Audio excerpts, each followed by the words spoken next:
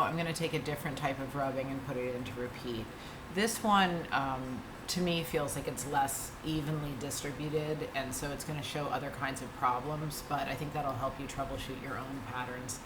The other thing I want to point out is that while this looks like a black and white texture, if I zoom in, you can really see that it's got a lot of grayscale in it, and most textures will when you scan them in, unless they're super high contrast. So I'm going to start from the beginning and put this into repeat. After I put it into repeat, I'm going to fix the surface.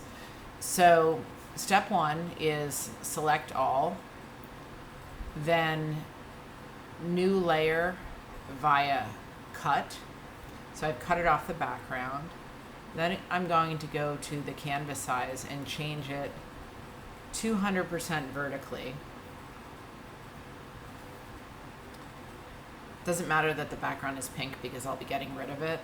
I'm going to duplicate the artwork layer, and instead of it placing it right next to it where it's not going to line up, I'm actually going to overlap it intentionally and then use the eraser tool on the keyboard. The eraser tool has pen-like settings, meaning you can make it soft or hard, you can change the opacity. Based on the artwork, that's what you want to change the settings of the pen to. So if it was really graphic, I would keep it really hard. If it's sort of in the middle, like this is, I'm going to move the hardness down to the middle. And if it's very, very soft, obviously you can lower the hardness even more. And then I'm going to change the size a bit too, so that I can do a little bit at a time. So by erasing slowly from this top layer, I can create what feels like a seamless join without interrupting the my artwork too much. Now, I want to point out that I'm creating a whole nother problem here, because the flow on this is very low, which means it's taking it away very slowly. So when I change the flow, it changes the speed in which things are erased, in a way changing the pressure as if it were a real eraser. So there are definitely multiple settings like the opacity and flow at the top here that you might want to check before you give up on trying to do it this way. So I've kind of erased it away. I am going to zoom in a little bit and point out that I am still dealing with a strange blur here that doesn't look like the rest of the texture. So the next thing I'm going to try to do is merge those two layers together. Layer, merge down. Sorry, layer, merge down. And I'm going to use the cloning tool. So the cloning tool, the clone stamp tool here, I should say, also has pen-like settings, so you can change the scale of the pen, and you can change the opacity, flow, etc. I'm going to change the hardness to make it a little bit harder, actually a lot bit harder. And then to use the clone tool, I'm going to option click into my artwork and then draw a little bit. Option click and then draw. So I'm basically pulling from different areas of the file to use the texture there to get rid of this blurry line situation. And so in this case, the artwork hasn't been thresholded yet. It's still a little bit grayscale. It's going to be thresholded at the end. So this is going to be very convincing. So I have done it. I have actually merged these two together, and now I'm going to extract the repeat by bringing the ruler down about a quarter of the way into the artwork, selecting the upper left-hand corner, new layer via copy. I'm going to move this down here and place it where it repeats so that I can perfectly crop this artwork. We did this for the last one as well. Again, ignore the pink ground, it really doesn't matter. Toss the floating selection and crop the repeat. So I have finished my vertical repeat. I'm going to clear the guides away. And now I'm going to make the canvas side 200% wide. I'll do it with white so it's not distracting us. So 200% in the width. And same steps. duplicate it, overlap it, erase it, and if necessary, use the stamp tool to clone some areas.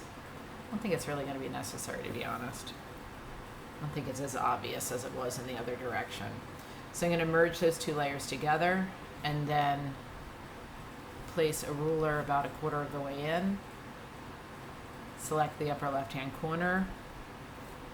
New layer via copy. You'll notice there are shortcuts here that sometimes I fall into the habit of using. So you should also start using shortcuts as you get better at this technique, or Photoshop in general. And I'm going to crop to the end of the repeat. Toss the floating layer. I'm going to select inside the guides, crop it, clear the guides, and now I'm going to make the canvas size 200% in both directions so that I can see if my repeat unit repeats properly.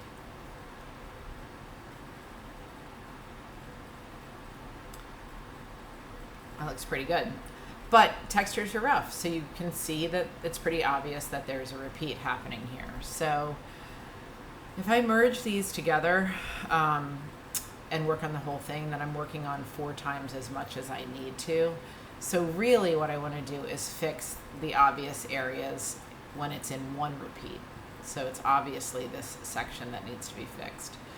It's important that I don't try to fix over the line, because if I do, it's not going to match up over here. So I'm going to fix the center, and then I'm going to sort of scroll this whole thing through using offset. The best way to fix this, I think, is with the stamp tool. So I'm going to bring that over and bring in a little bit of this lighter texture into the area so that it's not as dense in the middle. Okay. And now I'm going to use a filter called offset to move the artwork just vertically. So I don't know if you saw that happen, but it basically scrolled up and allowed me to see a different part of the artwork. So filter, other, offset, vertical. See how it's moving? Only on the vertical. Starting at 0. And then I can move it down so that that dense area is centered, and I can fix it without worrying about going over the line. Oops, too much of a white area there. You do have to be careful not to make the problem worse. I think that looks pretty good. And maintains the feeling of the original texture. So the best way to figure that out is to change the canvas size now and step it out. I know I'm going really fast, but hopefully you can watch this video and pause it and figure out the best workflow for yourself. So that looks great, if I may say so myself. I'm gonna merge these down, and we're gonna move now into that step that we talked about. Actually, I'm not gonna merge it down yet. I'm gonna change the canvas size. The canvas size that I can print with is 12 inches by 15 inches. So I'm going a little bit over on that 12 inches. This is, again, a choice. Like, I can go a little bit over and it's going to be tight on the screen, or I can scale the whole thing down so that it fits and I don't have to worry. So I think I'm going to do a scale down, and I'm going to go to 12 inches, and I'm going to see how many of these repeats can fit within this area. So I've moved all of them. I'm going to select these two, move them down. So that's going to be lined up here. And that's going to be lined up here. It looks like I can fit 4 repeats vertically and not any more than that. Again, I have an option here. I can rescale the texture a little bit. So I'm going to actually go ahead and rescale everything. I'm going down to 11 inches wide. And I'm going to change the canvas size back to 15 inches. 12 by 15. And bring another whole repeat down so that I can fit that. I don't think rescaling it by that much is going to make any visible difference when you're trying to print. So this is my printable area, and this is where I would do the jog line. But notice that I have not separated the artwork into two colors yet, so that still has to be done. I'm going to image adjust levels to increase the contrast, but it still has a lot of grayscale in there. Image adjust threshold, and I can decide on the density. So silk screening is going to drop out the really fine 1 pixel dots, and you know, you have to kind of figure that you're going to have a little bit loss to the texture, but I'm going to increase the density a little to capture some of the texture that might get lost. And there we go. That is our texture screen with multiple repeats. The other video that I sent you showed you how to build the texture out before you do this step, and possibly if I had built the texture out, I wouldn't get such a big linear motion. There would be more variation in the original texture, but I didn't. So this is what that would look like. I'm not going to add the jog line and the registration marks to this video, but obviously that's something that you would do for this as well. Okie doke. Thanks.